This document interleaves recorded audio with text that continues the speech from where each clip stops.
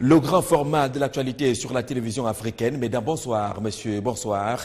Bienvenue au journal. À la une de cette édition, quel bilan peut-on faire du gouvernement Yang 3 formé par le président de la République le 2 octobre 2015? Cela fait 24 mois et un jour que cette équipe est en place. Les citoyens camerounais ont décidé ce soir de faire eux-mêmes le bilan des activités menées par cette équipe gouvernementale conduite par Philémon Yang. Cette équipe gouvernementale qui a connu et qui connaît de nombreuses crises, des catastrophes, mais également quelques moments de bonheur. Dans cette édition, parole aux Camerounais sur le bilan à proposer, mais également évocation de ces grands moments qui ont fait perdre le sommeil à l'équipe conduite par le Premier ministre Philémon Yang. Ce sera le grand focus de cette édition du 20h.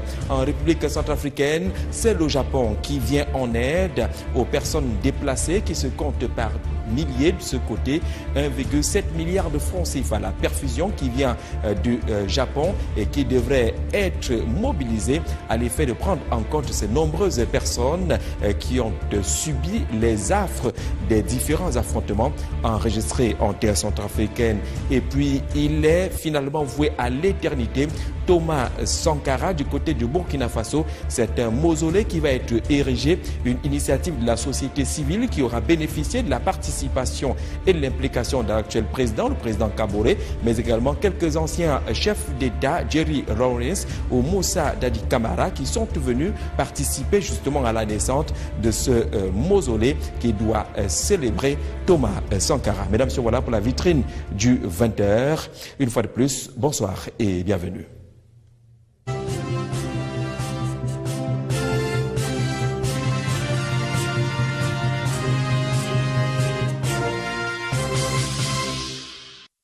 D'abord, une bonne nouvelle à l'ouverture de cette édition du 20h. Elle vient de Douala, la capitale économique du Cameroun. Depuis ce matin, une partie du second pont sur le Vouri est opérationnelle. Les automobilistes ont déjà pu goûter à cet ouvrage futuriste et utile. Pour beaucoup, c'est pratiquement la première solution aux problèmes connus dans la capitale économique, notamment les goulots d'étranglement et les embouteillages qui ont toujours caractérisé la pénétrante ouest. Une initiative qui est à saluer et qui a été d'ailleurs saluée par des populations. Edmond Fautué était sur le second pont du Vouri. Depuis les premières heures de cette matinée, l'ambiance est plutôt détendue à Douala. Les Camerounais vivant dans la capitale économique sont heureux. Et pour cause, l'ouverture à la circulation d'une partie du second pont sur le fleuve Vouri. Venant de Bonabéry, dans l'arrondissement de Douala 4, c'est le côté droit du pont qui a été ouvert. Le pont scintille et sur le visage des premiers utilisateurs se lit la joie. Très content, même si c'est n'importe qui doit être fier, parce que l'embouteillage est déjà bon. Adieu les embouteillages. C'est une joie immense et personne ne veut rater l'occasion. Puisque quand je suis ici, c'est comme si j'étais en Europe, j'étais aussi en Chine comme je passe souvent. Je vois les choses en Chine, l'image est très bonne, je suis très contente. Nous, on va arroser ce pont-là, nous deux, quelque part. À l'annonce de l'ouverture d'une partie du second pont sur le fleuve Vouri à Douala, la nouvelle s'est répandue comme une traînée de poudre. Le rendez-vous a été immédiatement pris pour des selfies. C'est comme si j'étais au paradis, ce n'est pas différent. J'entends l'Europe, on dit France, Paris, ça c'est petit Paris. Oui, je peux appeler ça comme un Champs-Élysées d'ici, du Cameroun. Selon les ouvriers rencontrés sur le pont, le côté ouvert à la circulation est achevé à 100%. Les lampadaires fonctionnent, les garde-fous et garde-corps sont bien dressés. Le déversoir métallique entre le viaduc et la chaussée est bien rétabli. Nous constaterons que les embouteillages qui étaient de l'autre côté de Bonabéry vont vraiment diminuer. Jaloux de ce chef-d'œuvre, les riverains pensent déjà à son entretien. Ouais, puisque c'est un bien commun, vraiment je demanderai à tout le monde d'y prendre soin et de l'entretenir, d'éviter de jeter les choses dessus, d'éviter de l'endommager pour qu'il puisse prendre aussi mettre longtemps. Aucune information ne filtre sur l'ouverture officielle et totale du pont, mais des indiscrétions révèlent qu'elle se fera dans les tout prochains jours. En attendant, c'est un plaisir. Il parle de paradis, il parle de Champs-Élysées. Nous précisons que c'est le second pont sur le Vouri du côté de Douala et l'une des parties a été ouverte à la circulation très tôt ce matin.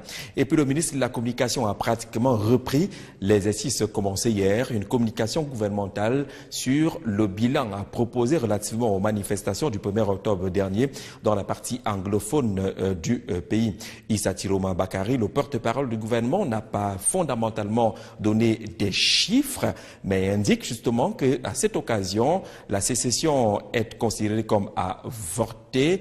Il n'y a pas eu de proclamation d'indépendance, il y a eu des casses, des dégâts et autres. Malheureusement également, dans cette communication, on aura appris que les kamikazes ne dorment pas. Une autre attaque kamikaze a été enregistrée dans le Septentrion, faisant 3 morts, dont 1 civil et 2 kamikazes. Michel Siretunki. Il n'y a donc pas eu de proclamation d'indépendance d'une quelconque république séparatiste le 1er octobre 2017. Cette phrase du ministre de la Communication rassure le peuple camerounais que les sécessionnistes n'ont pas réussi à diviser le Cameroun.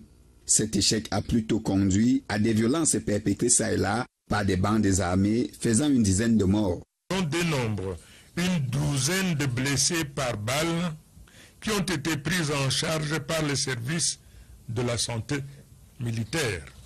En dehors de ces 5 prisonniers morts dans leur tentative d'évasion, les autres morts enregistrés parmi les assaillants sont survenus dans le cadre de ripostes réglementaires suite aux tirs de tout calibre provenant des armes de guerre. Pour le porte-parole du gouvernement, il s'agit ni plus ni moins des actes terroristes.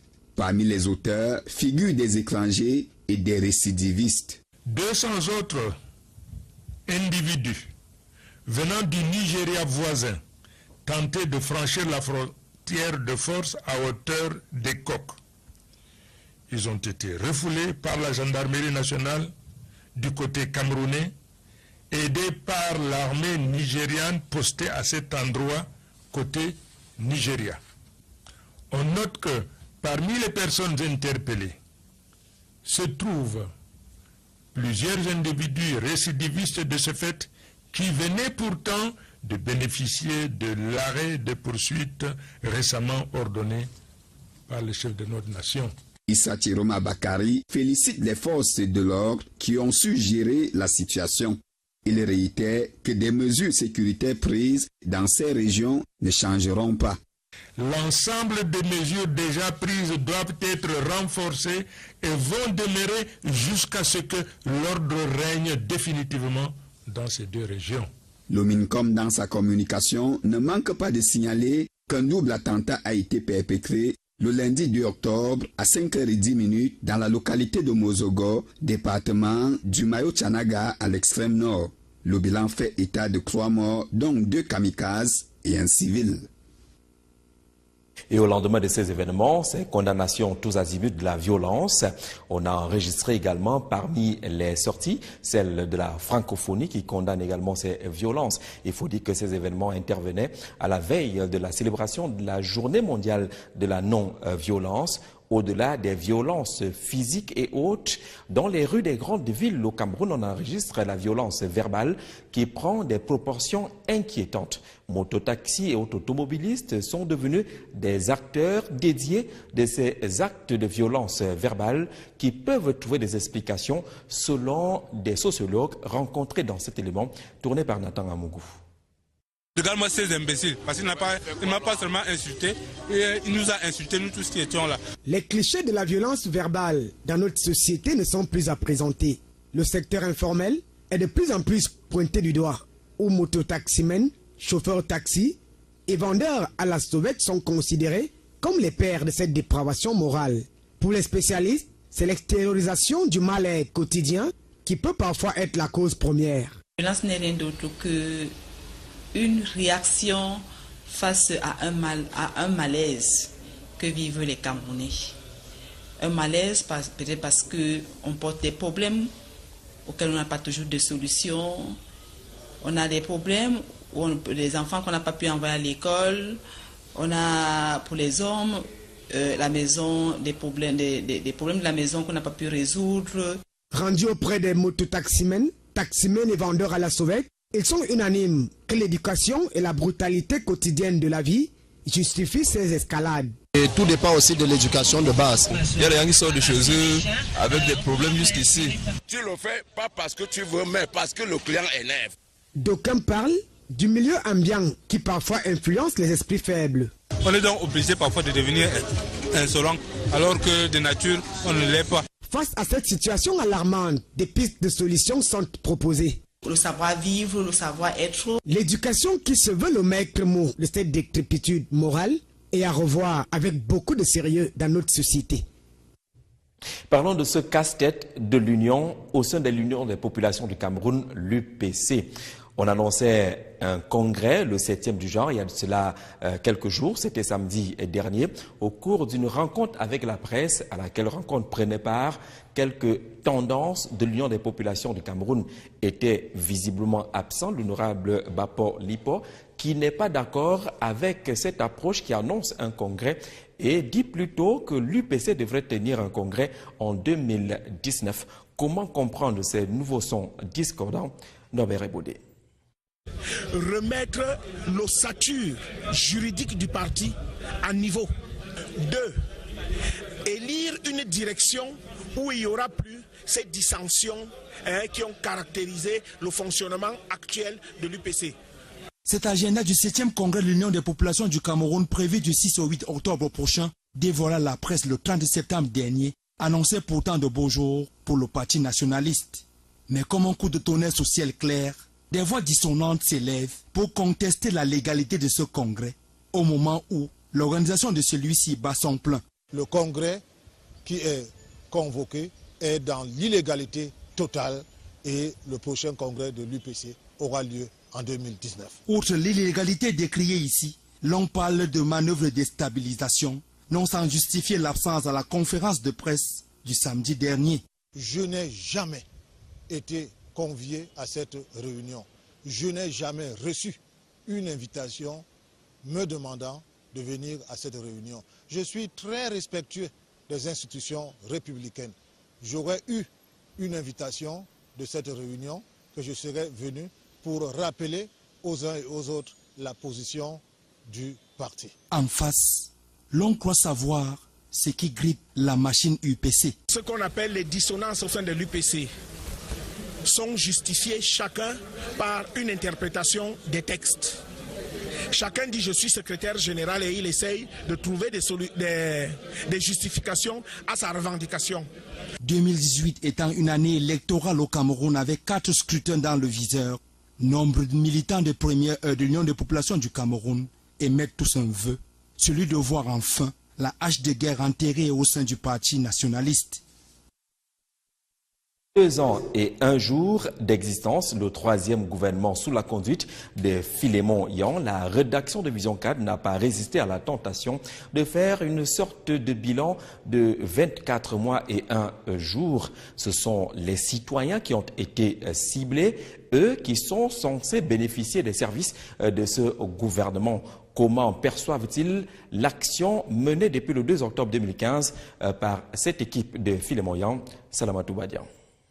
Le 2 octobre 2015, les Camerounais accueillent le 3e gouvernement du Premier ministre Philémon Yang. De nouveaux visages, des réaménagements notables. Seulement 2 ans plus tard, certains estiment que la mayonnaise n'a pas encore pris. Pas de réelle distinction entre les gouvernements qui l'ont précédé. C'est vrai que le gouvernement travaille, mais seulement les gouvernements passent et semble-t-il se ressemblent. Parce que nous ne sentons pas beaucoup de différence par rapport au gouvernement passé. On n'a vu aucun changement depuis le dernier remaniement jusqu'à présent. Pour moi, il n'y a pas de changement. Pour d'autres, par contre, quelques domaines importants se démarquent à travers les actions engagées, effectives sur le terrain. La sécurité, il y a vraiment, parce qu'il y a des sécurités un peu partout, dans les quartiers, les sous-quartiers, dans les écoles, il y en a un peu de partout. Dans le secteur de l'armée, je crois que ceux qui sont au front nous protègent quand même. Avec le côté santé, VIH, tout est en train d'être amélioré. La sécurité, l'économie, la santé publique, les travaux publics engrangent de bons points chez le Camerounais ordinaire. Quelques jeunes rencontrés regrettent que ce gouvernement Yang 3 n'ait pas pris en compte leurs aspirations. Les jeunes n'ont pas accès au ministère comme tout le reste des vieux. Donc les vieux sont là normalement. Bon, si on peut aussi mettre des jeunes à ces postes-là. Le peuple prend le pouvoir du contrôle de l'action gouvernementale, mais le gouvernement Yang 3 au scanner et donne la mention « peut mieux faire ». Ce gouvernement peut donc mieux faire. C'est un gouvernement qui a connu des moments difficiles en pratiquement 2 années, de nombreuses crises, des catastrophes, des tensions sociales, des problèmes économiques également ont été enregistrés. Véritable casse-tête à des moments qui ont fait perdre le sommeil à toute l'équipe conduite par Philémon Yang. C'était des moments difficiles. Certains Camerounais aujourd'hui appellent à ce que les leçons soient tirées. Nous vous proposons une sorte de focus de ces grandes difficultés rencontrées par le gouvernement Philémon Yang 3. Philémon Yang 3, c'est avec Mélanie Vibanga.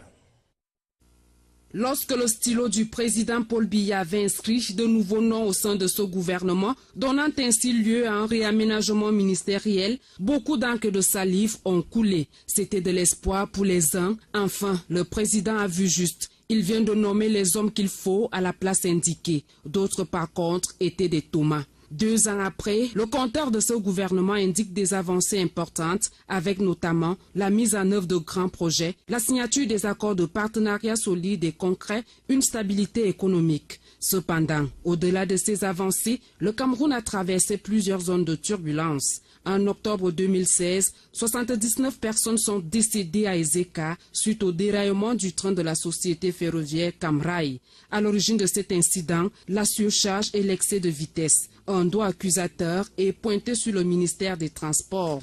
Toujours dans le registre des transports, les routes ont été particulièrement meurtrières au 8e mois de cette année 2017. 98, c'est le nombre de décès enregistrés. Les causes de ces accidents sont multiples, parmi lesquelles l'étroitesse des routes. Le ministre des Travaux publics, lui, il a pratiquement perdu le sommeil. Avec les bus qui s'affaissent à l'axe Yaoundé-Douala, les travaux des autoroutes qui piétinent. En 4 ans, seulement 20 km de bitume sur l'autoroute Douala-Yaoundé. L'autoroute Yaoundé-Simalène, les populations qui réclament les indemnisations, sans oublier les grèves des employés. Éboulement de terrain sur l'axe Bafoussam-Babendjou, les travaux des stades Paul Biya et Djapouma devront abriter la CAN 2019 au Cameroun, accusent un grand retard, prêtant un pas à un éventuel retrait de l'organisation de cette compétition au Cameroun. Les mouvements au sein de la FECAFOOT donnent des vertiges. L'eau et l'électricité demeurent des denrées rares. Le ministère en charge ainsi que ses multiples partenaires n'ont pas encore trouvé l'équation juste. En économie, les APE Cameroun-Union européenne,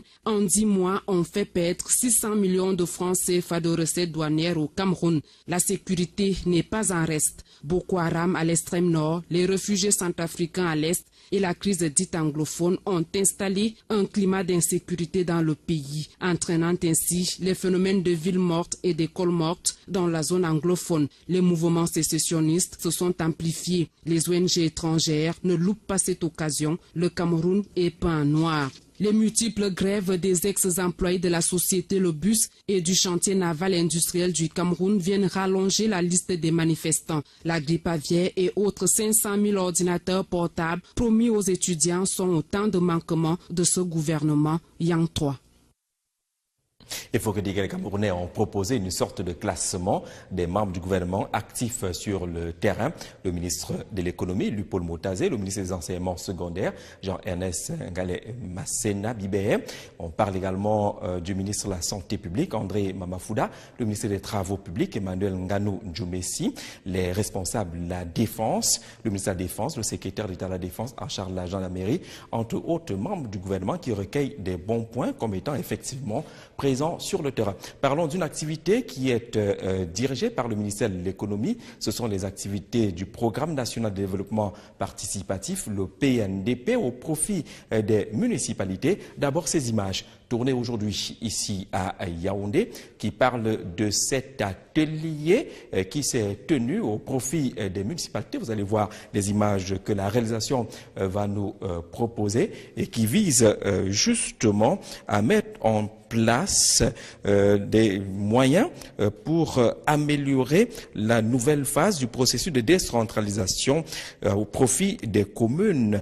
Les premières phases ayant été lancées en 2016. L'objectif est de renforcer la gestion des finances publiques locales ainsi que les programmes participatifs de développement au sein des différentes municipalités, notamment celle de la région du centre. Gaël Ndiakam nous en parle.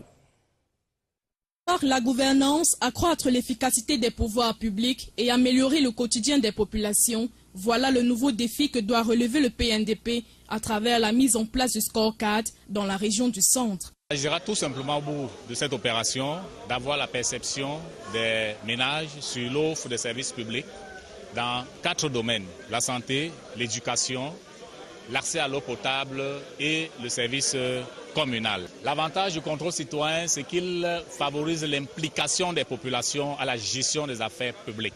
31 communes au total, dont 320 ménages chacune, se prêteront à cet exercice qui consiste à la collecte, au traitement, à l'analyse des données et à la diffusion des résultats dans un délai imparti. L'objectif étant d'apporter des solutions concrètes aux problèmes que rencontrent les populations du Cameroun. Une initiative saluée par les maires des différentes municipalités du centre. C'est une initiative louable parce que vous savez, c'est le citoyen, ce sont ces populations qui sont en réalité bénéficiaires des différents investissements qui sont faits dans nos localités. Il faut associer les bénéficiaires pour que ce qui est fait en leur faveur les touche et change résolument leurs conditions et leur cadre de vie. Aujourd'hui, il est question de les associer donc aux actions de développement. Nous ne pourrons être que satisfaits parce que tout ce que nous entreprenons, tout ce que nous faisons aujourd'hui, c'est pour nos populations, pour le bien-être de nos populations. Mais il faut qu'on ait le retour de ces activités-là, c'est-à-dire le sentiment, le ressenti des populations à la base. Le gouverneur de la région du centre a profité de l'occasion pour inviter les différents acteurs à une forte mobilisation pour que soient atteints les objectifs escomptés. Ce processus engagé il y a 1 an rentre dans le cadre de la phase de consolidation du PNDP qui vise à atteindre le score final de 9 000 ménages à l'horizon 2018. Parlons habitat à présent avec les clichés qui viennent de la capitale économique du Cameroun. Nos villes tardent à prendre des visages modernes qui sont toujours baignés, ces villes-là, dans l'insécurité, l'insalubrité et la promiscuité. Comment résoudre cette équation, cette volonté de modernisation des différentes villes, le cas de Douala, présenté par Maria Ligui. L'habitat urbain au Cameroun présente un visage peu reluisant. Dans les agglomérations telles que Yaoundé et Douala, l'insalubrité et la promiscuité se côtoient dans la plupart des quartiers. Selon les experts en habitat, les causes de cette situation remontent au lendemain de l'indépendance. Les villes, chez nous, n'ayant pas été pensées, aujourd'hui sont dans un état vraiment qui laisse à désirer. Vous savez, au lendemain de la cession de notre pays à l'indépendance, et ce n'est pas seulement le cas du Cameroun, il y avait d'autres priorités. Le temps de venir prendre en main les choses pour pouvoir restructurer ce qui déjà n'était pas structuré en amont, il était trop tard. Jusqu'ici, les initiatives entreprises par les pouvoirs publics n'ont malheureusement pas porté leurs fruits. Lorsque, par exemple, on va déguerpir une tribu qui est installée dans un coin depuis la nuit des temps, mais qui a été victime, par exemple, d'une expropriation, et dont le montant des indemnisations ne permettent pas une réinstallation, qu'est-ce qu'ils font? Ils vont errer dans la rue. Et ça devient un problème social encore plus difficile. La solution serait de créer des villes nouvelles conçues sur la base des réalités sociales actuelles. La seule solution aujourd'hui passe par la construction des villes nouvelles à l'entrée des grandes métropoles. C'est ainsi que nous pourrons accueillir les nouveaux arrivants et décongestionner l'existant pour pouvoir maintenant mettre des politiques de restructuration des anciennes villes en place. L'équation des villes durables est tout à fait réalisable au Cameroun car le pays dispose des matériaux et des architectes nécessaires. La question fait partie également des préoccupations du gouvernement du côté du Congo-Brazzaville. On pense également à la ville moderne, on pense davantage aux logements, notamment les logements sociaux. Une politique est initiée dans ce pays depuis quelques années déjà et devrait connaître un aboutissement en 2019. Comment se présente la politique de logement social à Brazzaville? C'est dans ce reportage. L'habitat et l'urbanisation restent des phénomènes étroitement liés au Congo-Brazzaville comme partout ailleurs en Afrique. Phénomène qui connaît une croissance forte dans un contexte économique particulier marqué ces dernières années par des politiques de rigueur. Vous savez comme moi, que dans la ville, dans nos villes, que certaines personnes ne respectent pas le règlement pour construire leur maison, leur villa, les édifices. Et donc, pour ça, à un moment donné, l'État doit faire des efforts pour faire respecter tout ça. Mais toujours est-il que les infrastructures immobilières sortent des terres comme des champignons, parfois au mépris de certains principes. Et pourtant, ériger un édifice obéit à certaines normes. Pour construire, il faut faire appel à un architecte. Ça, c'est la première des choses. Et la deuxième des choses, il faut que les terrains soient étudiés et que l'architecte fasse le projet. Et le projet, après, il faut demander un permis de construire. Et ça, c'est les normes les plus élémentaires et c'est le règlement que tout le monde doit respecter. Concernant l'accès aux logements sociaux, les autorités du Congo-Brazzaville ont su prendre le taureau par les cornes à cet effet. Mais on a vu quand même pousser ici par là, dans toute la République, des bâtiments qui vont abriter des logements sociaux.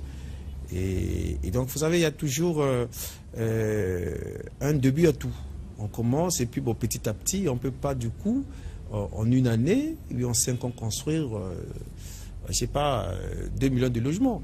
Non, c'est un processus et ça a commencé. Et là, on voit, un peu partout, il y a des logements sociaux qui sont en train de se construire.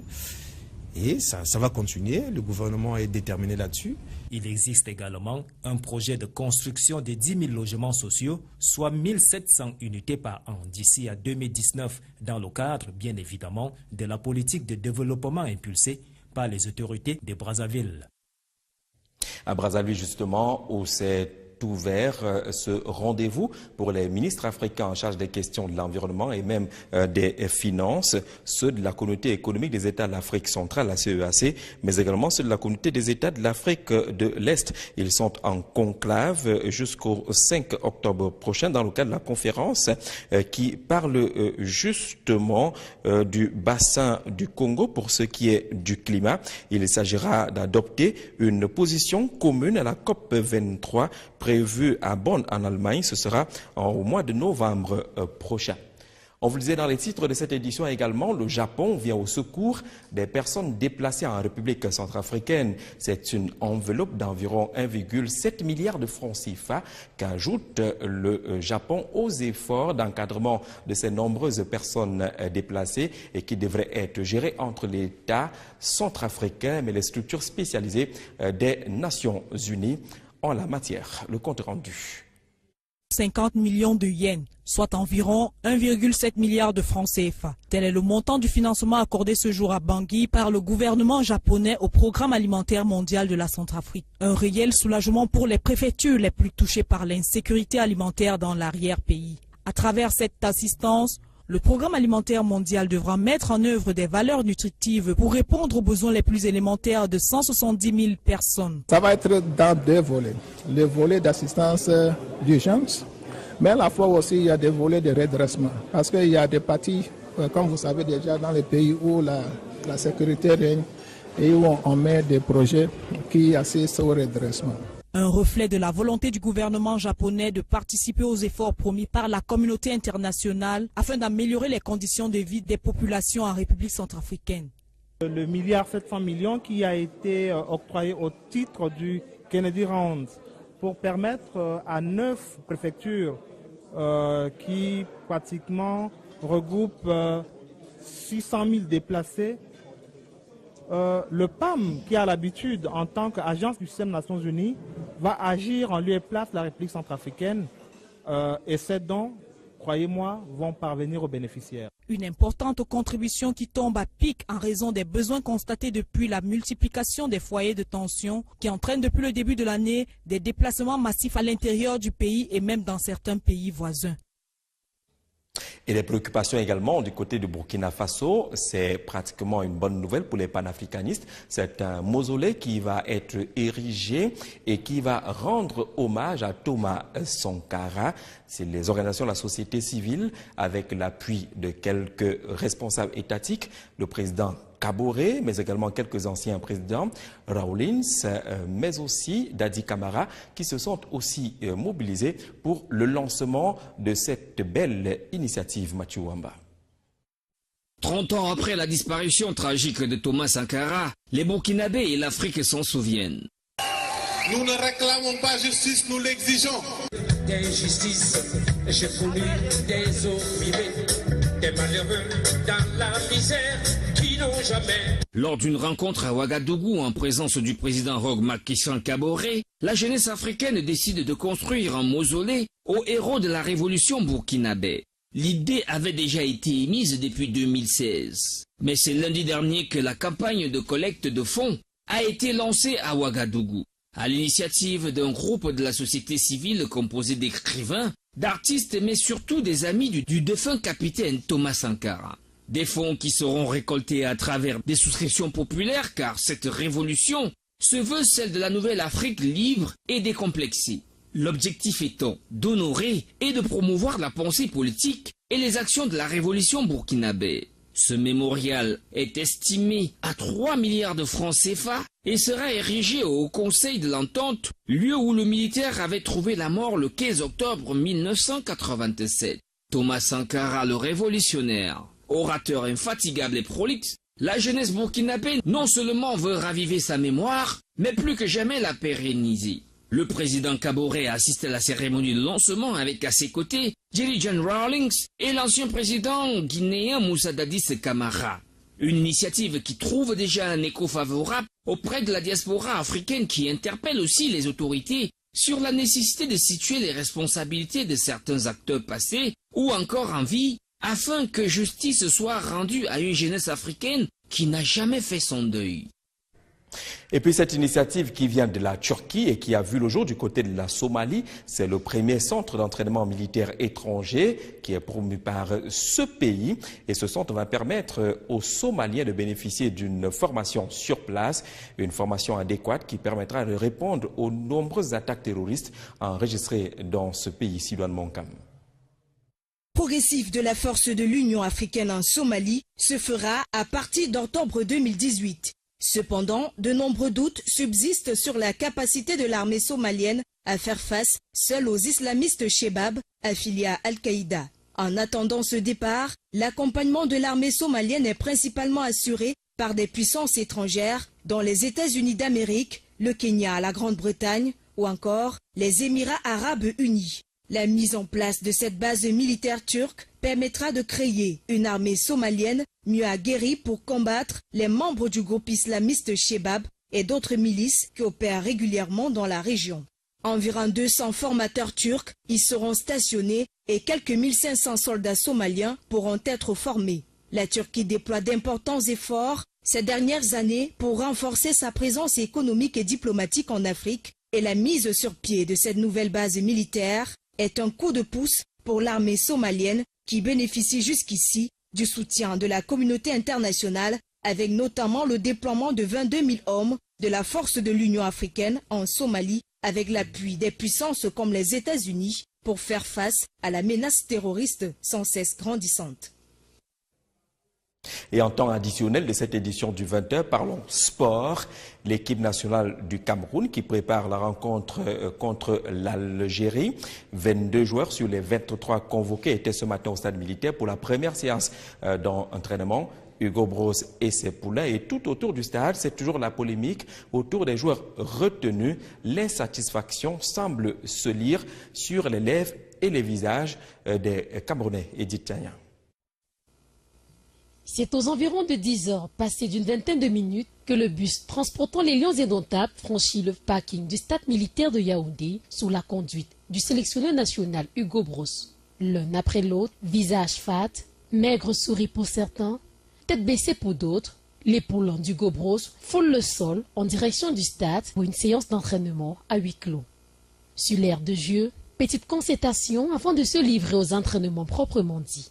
À l'extérieur du stade, quelques supporters, déçus de ce qu'une séance d'entraînement pour un match sans enjeu soit fermée au public, se livrent à des commentaires. Mes collègues et moi, vraiment, nous sommes vraiment très fâchés. Déçus même, à la longue, déçus. Ça n'a pas d'enjeu et puis on nous met dehors, je ne sais pas vraiment ce que...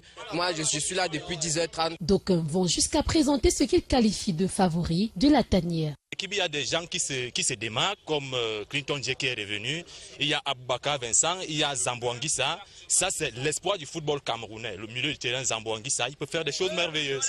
Donc, quant au gardien de but, il est certes vrai qu'il n'a pas de temps de jeu en club, mais je pense qu'il peut vraiment faire quelque chose. Même si l'on aurait souhaité voir l'équipe des A' alignée pour cette rencontre. Ça, ce n'est pas une équipe de football. Mieux l'équipe de Sombana pour jouer contre l'Algérie. Parce qu'ils sont là. À partir de notre capitaine jusqu'au côté, tous là, c'est les zéros. Le match de samedi sera sans enjeu, mais il faut quand même convoquer les joueurs qui peuvent satisfaire le public. Oui. À ce jour, l'effectif affiche incomplet. Sur les 23 convoqués, seul le sociétaire de Bananius en Grèce, Yaya Banana, répond absent. Toutefois, il pourrait rejoindre l'équipe dans les prochaines heures pour le derby Cameroun-Algérie, match comptant pour les éliminatoires du Mondial Russie 2018, le Cameroun déjà éliminé. C'est le tapis qui nous conduit à Planète Sport, le magazine des sports de tous les mardis 21h avec Francis Bonga et les différents invités qui vont comme d'habitude décrypter l'actualité sportive. Mesdames, Messieurs, merci d'avoir regardé cette édition. Passez une magnifique soirée.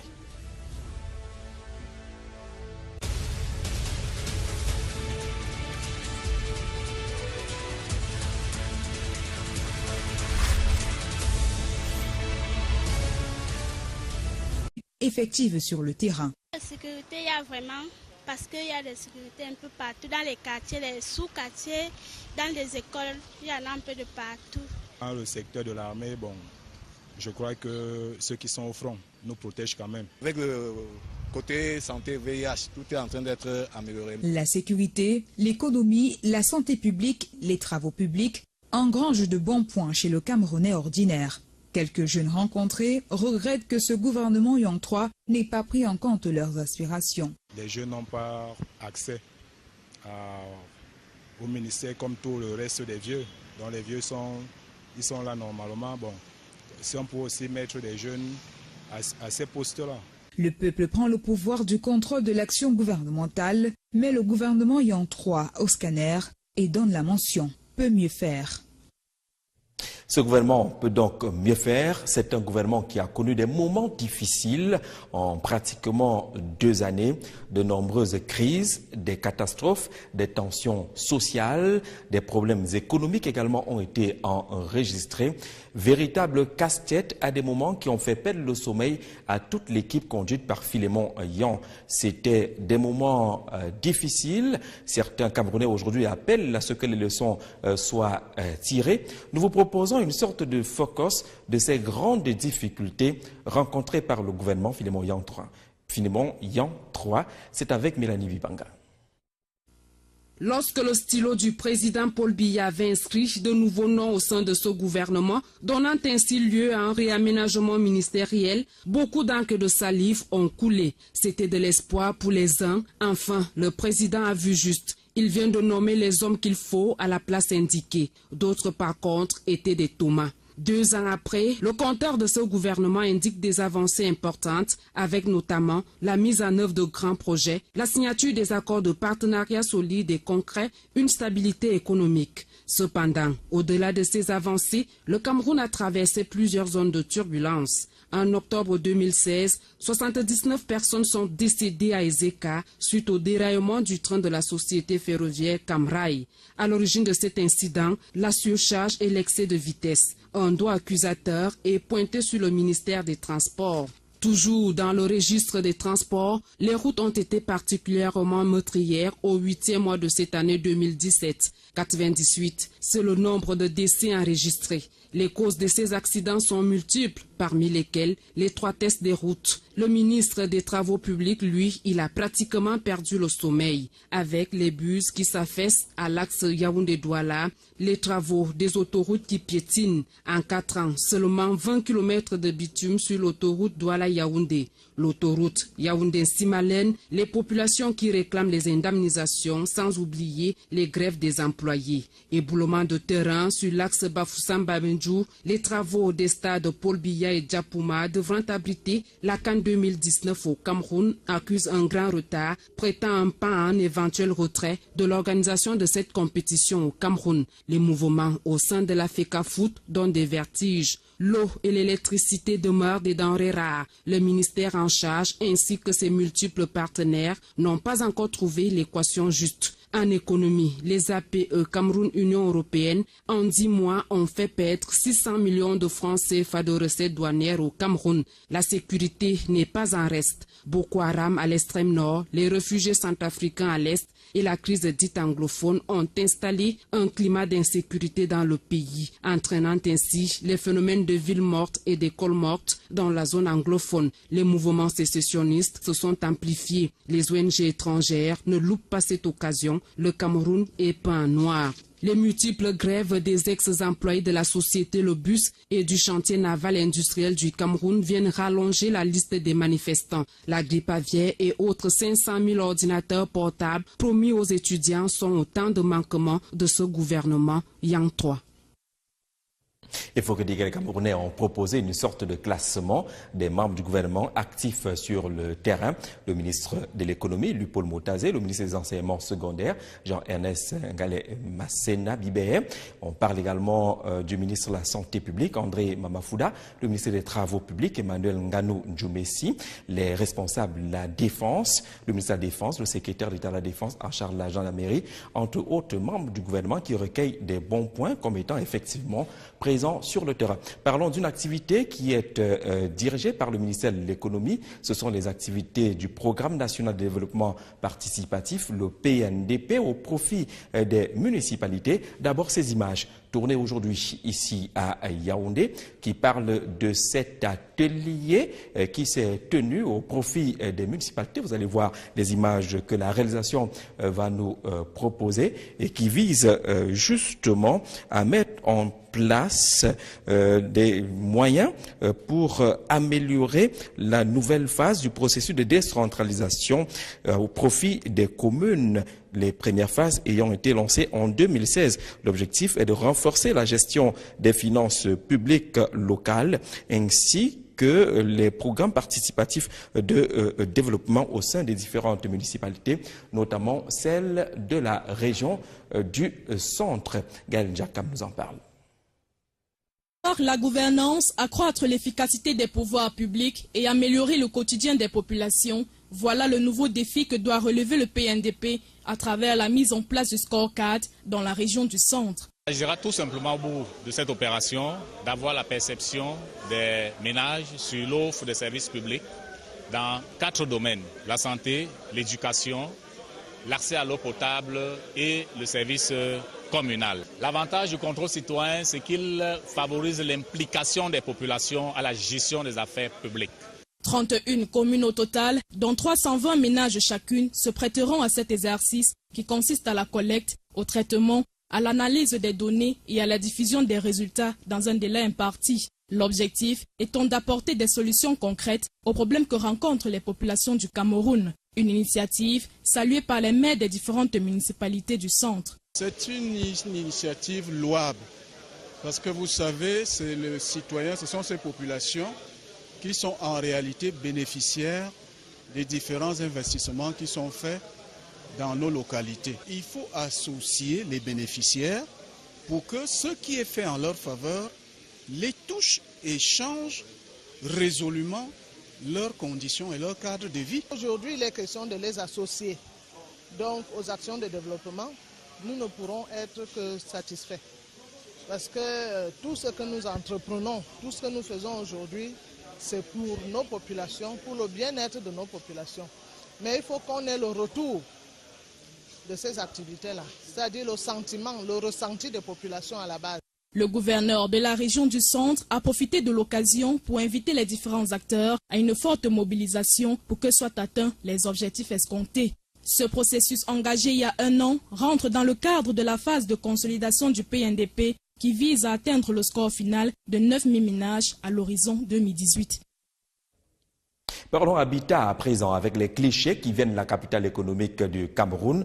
Nos villes tardent à prendre des visages modernes qui sont toujours baignés, ces villes-là, dans l'insécurité, l'insalubrité et la promiscuité.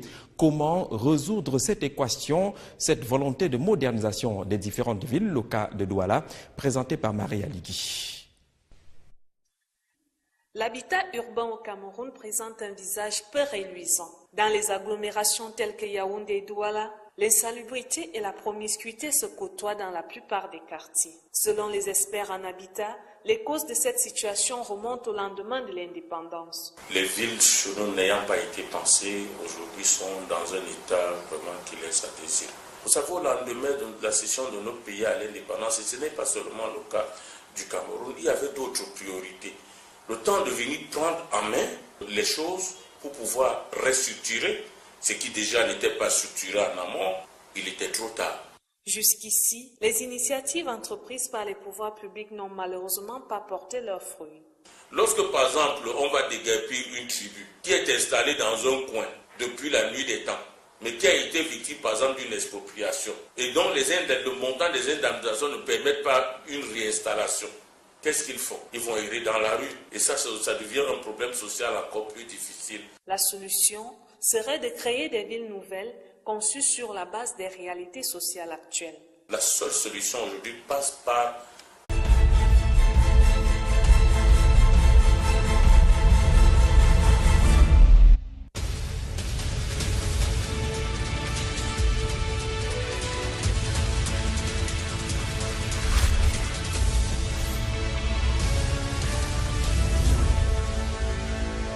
Le grand format de l'actualité sur la télévision africaine. Mesdames, bonsoir, monsieur, bonsoir. Bienvenue au journal. À la une de cette édition, quel bilan peut-on faire du gouvernement Yang 3 formé par le président de la République le 2 octobre 2015? Cela fait 24 mois et 1 jour que cette équipe est en place. Les citoyens camerounais ont décidé ce soir de faire eux-mêmes le bilan des activités menées par cette équipe gouvernementale conduite par Philémon Yang. Cette équipe gouvernementale qui a connu et qui connaît de nombreuses crises, des catastrophes, mais également quelques moments de bonheur. Dans cette édition, parole aux Camerounais sur le bilan à proposer, mais également évocation de ces grands moments qui ont fait perdre le sommeil à l'équipe conduite par le Premier ministre Philémon Yang. Ce sera le grand focus de cette édition du 20h. En République centrafricaine, c'est le Japon qui vient en aide aux personnes déplacées qui se comptent par milliers de ce côté. 1,7 milliard de francs CFA. La perfusion qui vient du Japon et qui devrait être mobilisée à l'effet de prendre en compte ces nombreuses personnes qui ont subi les affres des différents affrontements enregistrés en terre centrafricaine. Et puis, il est finalement voué à l'éternité. Thomas Sankara du côté du Burkina Faso, c'est un mausolée qui va être érigé, une initiative de la société civile qui aura bénéficié de la participation et de l'implication de l'actuel président, le président Kaboré, mais également quelques anciens chefs d'État, Jerry Rawlings ou Moussa Dadi Kamara, qui sont venus participer justement à la naissance de ce mausolée qui doit célébrer Thomas Sankara. Mesdames et messieurs, voilà pour la vitrine du 20h. Une fois de plus, bonsoir et bienvenue.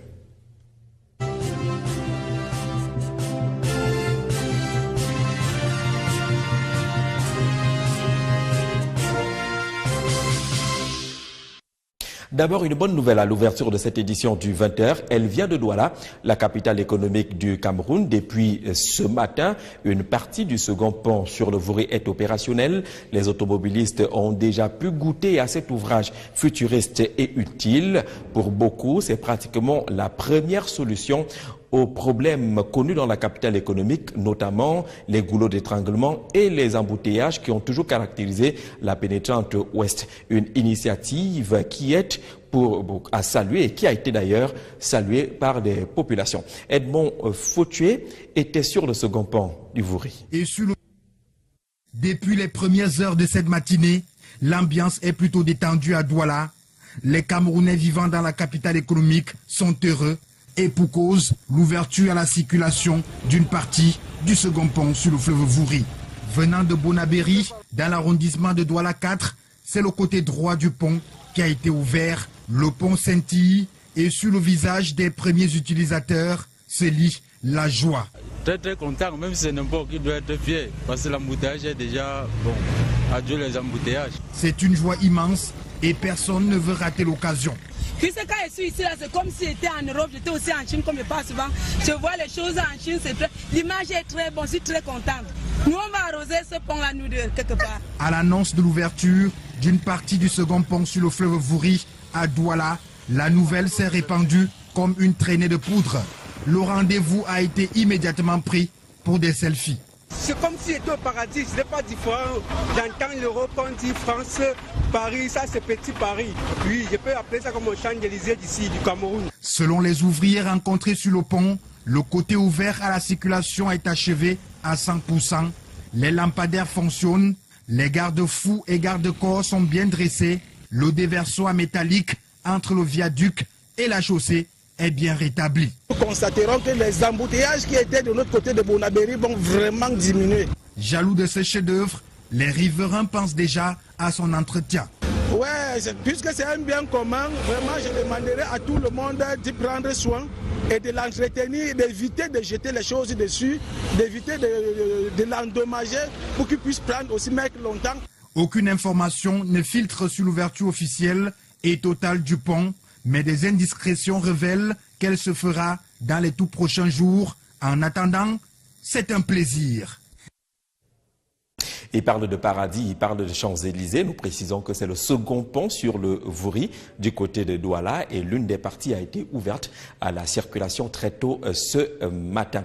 Et puis le ministre de la Communication a pratiquement repris les exercices commencés hier. Une communication gouvernementale sur le bilan à proposer relativement aux manifestations du 1er octobre dernier dans la partie anglophone du pays. Issa Tiroma Bakari, le porte-parole du gouvernement, n'a pas fondamentalement donné des chiffres, mais indique justement qu'à cette occasion, la sécession est considérée comme avortée. Il n'y a pas eu de proclamation d'indépendance, il y a eu des casses, des dégâts et autres. Malheureusement également, dans cette communication, on aura appris que les kamikazes ne dorment pas. Une autre attaque kamikaze a été enregistrée dans le Septentrion, faisant 3 morts, dont 1 civil et 2 kamikazes. Michel Siretunki. Il n'y a donc pas eu de proclamation d'indépendance d'une quelconque république séparatiste le 1er octobre 2017. Cette phrase du ministre de la Communication rassure le peuple camerounais que les sécessionnistes n'ont pas réussi à diviser le Cameroun. Cet échec a plutôt conduit à des violences perpétrées ça et là par des bandes armées faisant une dizaine de morts. On dénombre une douzaine de blessés par balle qui ont été prises en charge par les services de la santé militaire.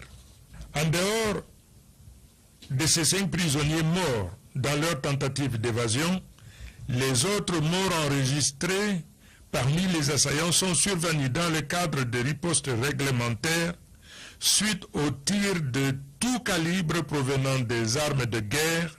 Pour le porte-parole du gouvernement, il s'agit ni plus ni moins des actes terroristes.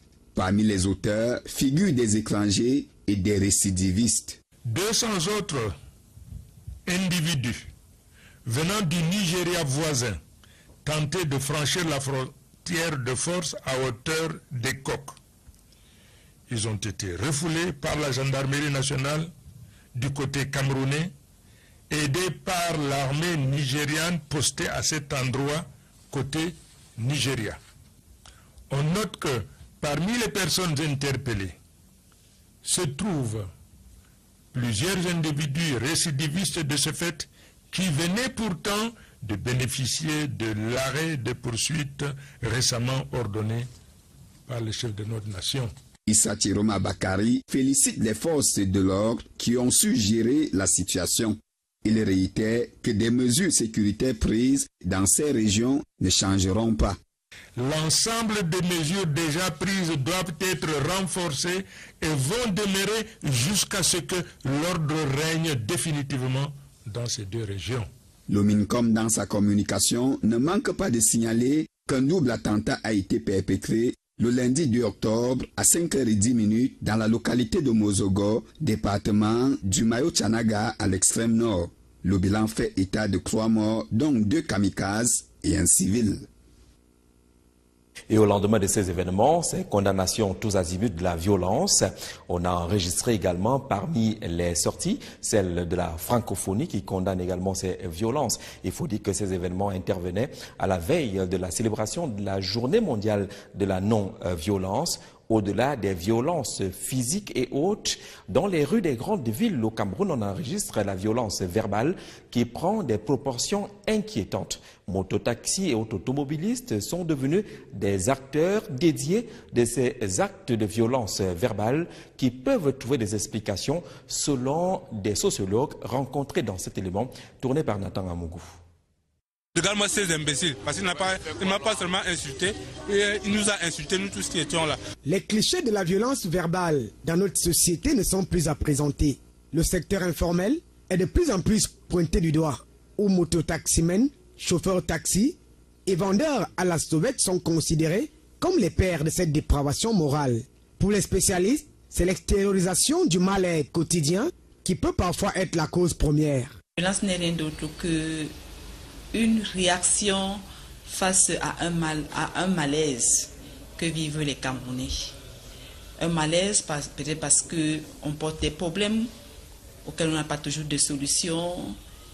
On a des problèmes, les enfants qu'on n'a pas pu envoyer à l'école. On a pour les hommes, la maison, des problèmes de la maison qu'on n'a pas pu résoudre. Rendus auprès des mototaximens, taximens et vendeurs à la sauvette, ils sont unanimes que l'éducation et la brutalité quotidienne de la vie justifient ces escalades. Et tout dépend aussi de l'éducation de base. Il y a des gens qui sortent de chez eux avec des problèmes jusqu'ici. Tu le fais pas parce que tu veux, mais parce que le client énerve. D'aucuns parlent du milieu ambiant qui parfois influence les esprits faibles. On est donc obligé parfois de devenir insolent alors que de nature on ne l'est pas. Face à cette situation alarmante, des pistes de solutions sont proposées. Le savoir-vivre, le savoir-être. L'éducation qui se veut le maître mot de cette décrépitude morale est à revoir avec beaucoup de sérieux dans notre société. Parlons de ce casse-tête de l'Union au sein de l'Union des populations du Cameroun, l'UPC. On annonçait un congrès, le 7e du genre, il y a de cela quelques jours, c'était samedi dernier, au cours d'une rencontre avec la presse, à laquelle rencontre prenait part quelques tendances de l'Union des populations du Cameroun. Était visiblement absent l'honorable Bapo Lipo, qui n'est pas d'accord avec cette approche qui annonce un congrès et dit plutôt que l'UPC devrait tenir un congrès en 2019. Comment comprendre ces nouveaux sons discordants? Norbert Ebodé. Remettre l'ossature juridique du parti à niveau. 2. Élire une direction où il n'y aura plus ces dissensions qui ont caractérisé le fonctionnement actuel de l'UPC. Cet agenda du 7e congrès de l'Union des populations du Cameroun prévu du 6 au 8 octobre prochain dévoila la presse le 30 septembre dernier, annonçait pourtant de beaux jours pour le parti nationaliste. Mais comme un coup de tonnerre au ciel clair, des voix dissonantes s'élèvent pour contester la légalité de ce congrès, au moment où l'organisation de celui-ci bat son plein. Le congrès qui est convoqué est dans l'illégalité totale et le prochain congrès de l'UPC aura lieu en 2019. Outre l'illégalité décriée ici, l'on parle de manœuvres de déstabilisation, non sans justifier l'absence à la conférence de presse du samedi dernier. Je n'ai jamais été convié à cette réunion. Je n'ai jamais reçu une invitation me demandant de venir à cette réunion. Je suis très respectueux des institutions républicaines. J'aurais eu une invitation de cette réunion que je serais venu pour rappeler aux uns et aux autres la position du parti. En face, l'on croit savoir ce qui grippe la machine UPC. Ce qu'on appelle les dissonances au sein de l'UPC sont justifiées chacun par une interprétation des textes. Chacun dit je suis secrétaire général et il essaye de trouver des justifications à sa revendication.